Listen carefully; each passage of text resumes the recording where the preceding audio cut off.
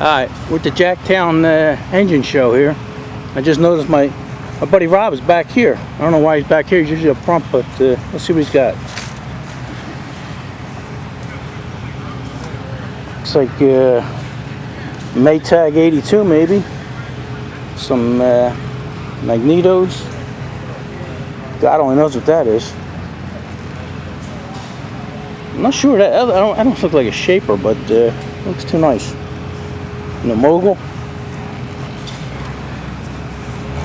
And then his setup at Wheelers. Here's Mike.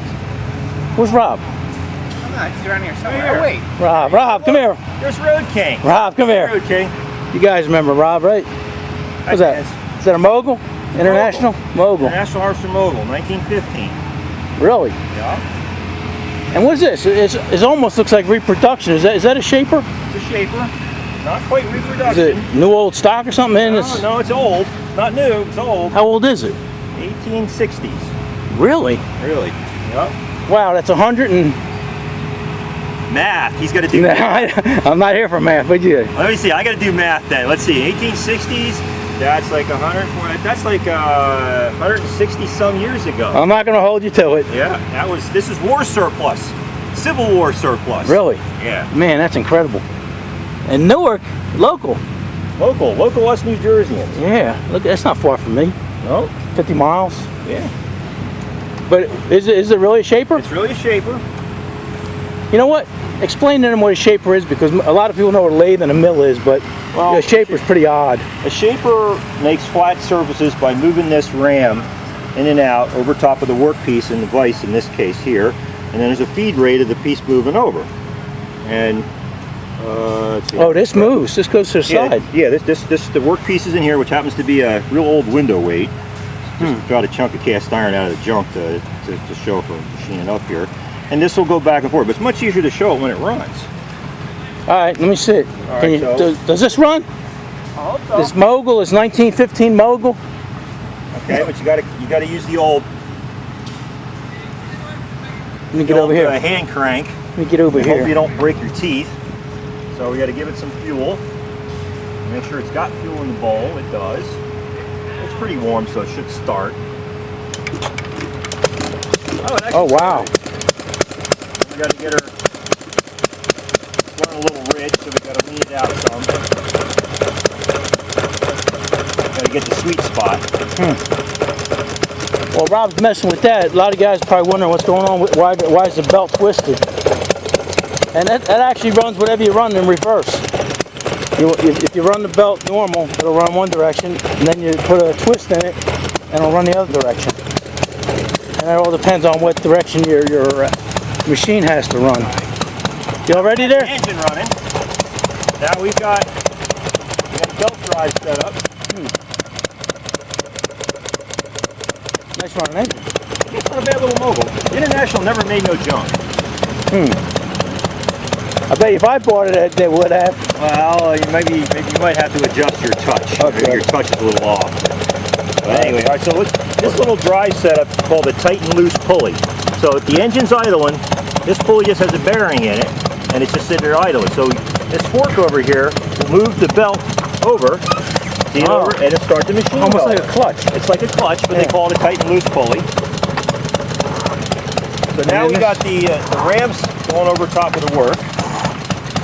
We got a tool bit in there. And you can see it's taking a cut. And this little thing bounces up so that it doesn't drag on the way back. Called a clapper box. You can take a heavier cut by dialing this down some, but we're just taking a nice little show cut because it doesn't have a lot of really tight belts, so you can slip it. Now this arrangement here is a pick feed. This little ball arrangement is it picks in this little tooth there and gives this screw a little bit of a turn, which is moving the table this way. Now you can adjust how much that moves by how far away from the center you put this pin. So it's rocking this arm. It's very, very rudimentary. And it's just taking this little bit of a cut over there. Wow, look at all the gears going in. This is very basic. Now, they did a very clever thing. But people did clever things years ago. I don't know if we do that anymore. No. But the certain position of where the crank arm is has a speed. Depending on the quadrant you're in, much like steam engine practices like that too. Some things actually move faster than other in a straight line motion, depending on where they are on the disc. Well, they time that gear so that, see, this ram goes slow forward and it goes fast back, so you don't waste any time. So you're timing that the stroke on the gear to do that. Right. Now you can change how much this moves total distance by that pin. If you, this happens to be all the way out, but if you slide that pin further to the center, this will move less. Right. I guess for the length of the piece of material. So I have it going out pretty far. But, you know, if you were in high production 1860s style, you would have it just go from here to here, or you have it two of them stacked in there.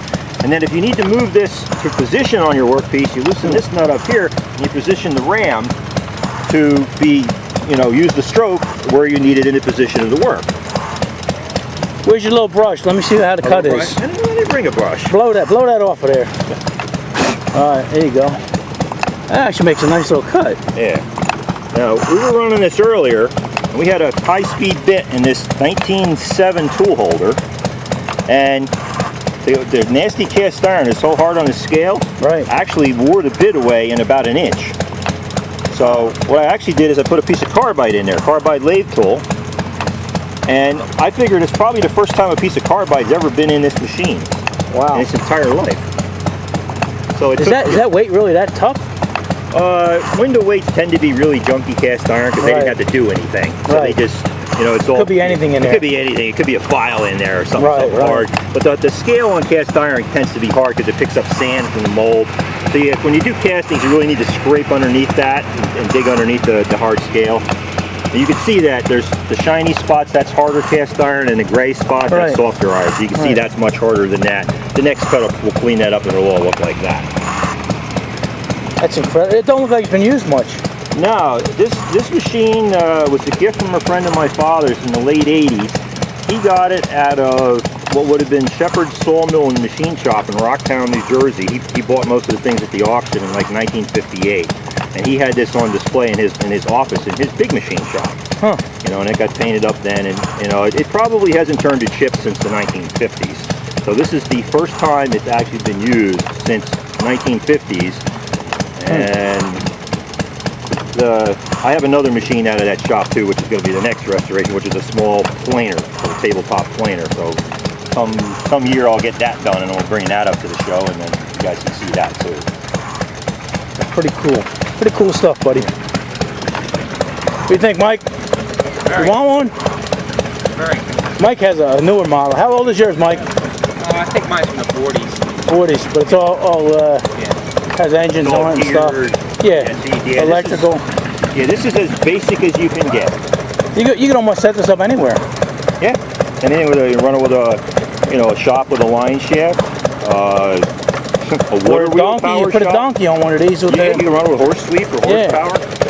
Watch your step, Road King. They have very small one of these. They're actually hand operated. They have a lever that you would pull, and it would feed automatically, but you would be the power. But they're usually a bit smaller in their tabletop machines. That's pretty cool. Yeah, you guys aren't going to see much another one of these. 1860. There's one in the Smithsonian Institute, or at least there was on display. I found a few on the internet, but there ain't a whole lot. You know, maybe 25 survivors. Wow, I'm surprised there are that many. Oh well. I physically don't know somebody who has one. I do. Yeah, hey. Yeah. All right. That's no. But thanks a lot, Rob. Hey. You always got something interesting. The tubes love you guys. Always coming up with something good. All right. What you guys say? Enough of this? Enough of this. All right. See you later.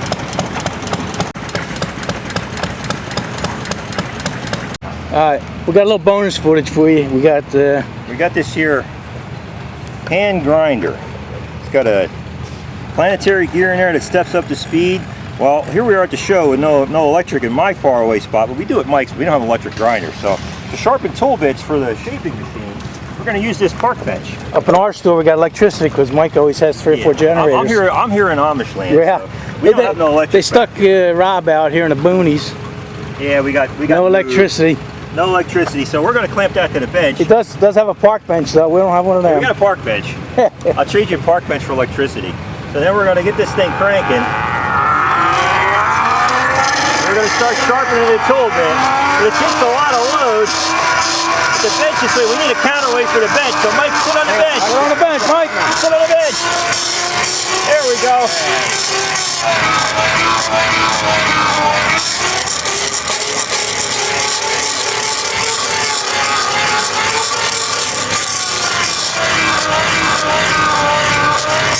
Well, your arm does get tired, but it does grind some away. It does grind high speed. There we go. It does the job. Yeah, it's primitive stuff. And that's how they used to do it. Yeah. So that goes right along with his shaper over here. So a little bit of bonus for you guys. Thanks a lot, Rob. Later, Tubes. All right.